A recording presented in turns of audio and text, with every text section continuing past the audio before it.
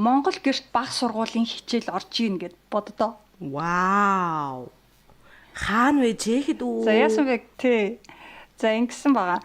Төв Бохема аймгийн Сүлицэ гэдэг ийм 2300 орчим хүн амтай жижигхэн тосгонд сургуулийнх нь багтаамж хүрэлцээгүй байгааг улмаас зарим хичээл сургуулийн цайны газар, зарим хичээл сургуулийн гадаад талбайд барьсан Монгол гэрт орж ийн гинэ. Тэгээд тухайн тосгоны дарга Петр Чужрик хэлснээр энэ хичээлийн жилд угаасаа нөгөө шинээр эсэлт авах хүүхдүүдэд сургуультай багтааж чадахгүй байх гэсэн таамаглалтай байсан болохоор өнгөрсөн 1-р сард энэ гэрийг захиалж авсан гинэ.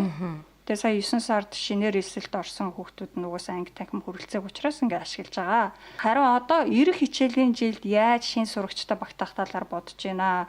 Магадгүй сургуулийнхаа задгаа талбай дээр нэмээд одоо цэргийн анги хэрэгэлдэг шиг тийм майхан эсвэл контейнер байрлуулж ашиглах уу яах уу гэж бодож байгаа. За тэгсэн чинь Төв Бохемын бас нэг өөр тосгон Драхилчицэд бас сургуулийн хүрэлцээ муу байгаа. Тэгээд тус тосгоны даргын хэлснээр болохоор эднийх уг нь 540 хүүхдийн багтаамжтай сургууль барихаар төлөвлөөд зөвшөөрлөө хүртэл авсан байгаа юм гинэ.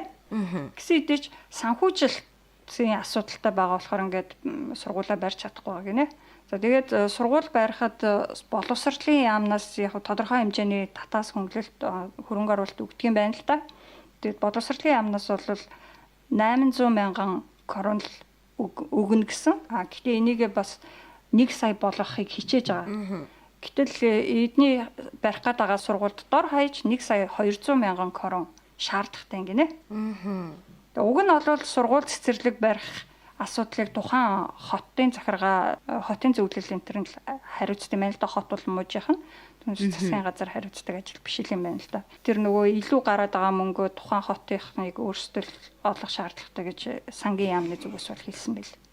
За тэгээ энэ мэдээний доор бас хүмүүс маш их сэтгэлдэлсэн байсан. Тэрнээс нь ерөнхийдөө ингээд нөгөө төстөө сэтгэлдлүүдийн англиад ярих юм бол иймэрхүү сэтгэлдлүүд байна. За хамгийн их ажиглагдсан сэтгэлдэл гэх юм бол одоогийн засгийн газраа буруутгасан хандлагатай сэтгэлдлүүд байна. Жишээлбэл төсвийн хуваарлалтыг буруу хийж, дэмий юмд мөнгө үрээд хит их халамж тарааснаас болоод сургууль барих зэрэг хэрэгтэй зүйлд нь мөнгө гаргахгүй байна. Аль эсвэл бусад орны асуудалд оролцоод тэгээ дайнд ажин санхүүжүүлээд дөрөвсдөд ингээд хит их мөнгө цацснаасаа болоод ингээд өөрсдийнхөө хүмүүст зарцуулах мөнгөгүй болчиход байна гэж шүүмжилсэн. Тиймэрхүү сэтгэлдлүүд байгаа. За тэгмүүд яг иймэрхүү сэтгэлийн эсрэг байр суурьтай бас зарим хүмүүс сэтгэлгээ бичсэн байна. Юу гэсэн байна гэхээр сургууль барих ажлыг засгийн газар хариуцдаггүй, харин тухайн хотын захиргаа хариуцдаг. Хотын зөвлөлийг сонгох сонгуул саяхан болсон.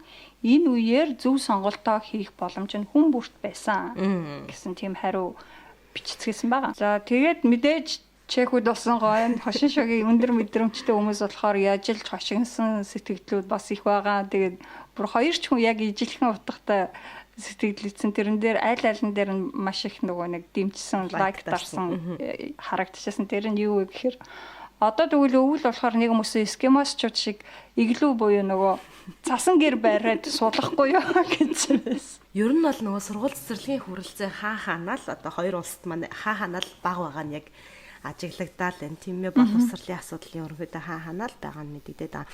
Тэгээ чамаа нөгөө нэг Монгол гэрт хүүхдүүдийг хичээл орж ингээ харсан чим манайд ч бас нөгөө айгүйх Монгол гэрт ялангуяа цэцэрлэгүүдийг айгүйх бариадсан шүү дээ. Эко Монгол цэцэрлэг, Монгол гэр цэцэрлэг гэл нэг. Тэгээ би нөгөө 22 оны 3 сард гарсан мэдээлэлээс харсан чинь Улаанбаатар хотод жил бүр 30 мянган орчим иргэн шинээр шилжин ирдэг гэсэн тооцоо гарсан гинэ. Тэгэд мэдээж ингээ хүн амын нэгтршил нэмэгдэж байгаа нөгөө төрийн байгууллагуудын ачаал ихсэж байгаа тийм. Энд эцэг эхчүүд өөрсдийнхөө санаачлагаар цэцэрлэгийн удирдлагуудтай нийлж агаад Монгол гэрт хүүхдүүдээ одоо цэцэрлэгт хамруулъя. Монгол гэртээ ингээд хүүхдүүдийг маань авч болно гэд эцэг эхчүүд өөрсдөө саналаа гаргаж шинээр анги гаргасан байсан тийм Монгол гэрт шалнаасаа халаалттай. Тэгэд хүүхдүүдээ нөгөө өдөр унтахад нь халаалтайгаа зогсоочдөг. Тэгээд эн чинь нөгөө 3 сард гэдэг чинь бас нэлээд хүүтэн байгаа шүү дээ Монголд бол багшийн яриа болохоор гэрт ингээ амьдрдаггүй хүүхдүүд маань бүр энэ юу юм гэдэг айгүйх асуудаг гинэ. Тэгээд ерөөсөө яг тэр гэр цэцэрлэгт ороод нэг 3 хонсон чинь хүүхдүүд яг Монгол гэрийн тухай айгүйх тийм өргөн мэдлэгтэй болсон те. Амар өөртөө айгүйх тийм дууртай гоё хандж байгаа гэж багш нь тэгжилсэн. Тэгсэн чинь эцэг эхчүүдийн хувьдлаар бид нар угаасаа өөрсдөө санаачилсан болохоор те айгүйх таалагдж байгаа. Энд чинь орчин нь ингээд солигдож байгаа. Бид нар бол энд айгүй таатай хандж байгаа.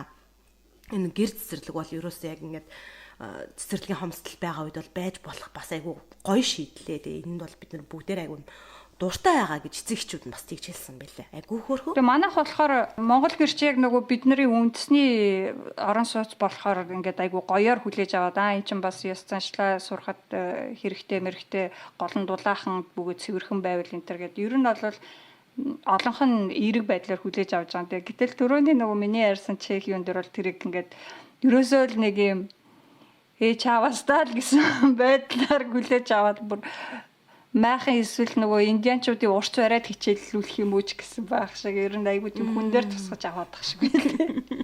Цэцэрлэгийн боловсрол те ер нь бол яг бүх хүүхдүүд тэгш хүртээмжтэй байх ёстой. Яагаад гэхээр цэцэрлэг бол нөгөө хамгийн анхан шатны боловсролын байгууллага учраас ялангуяа энэ цэцэрлэгийн хүрэлцээг нэмэгдүүлж тэгээд ямар нэг аргаар Монгол гэрт ч хамаагүй ингэж хийх нь айгүй зөв гэсэн тийм байр суурьтай.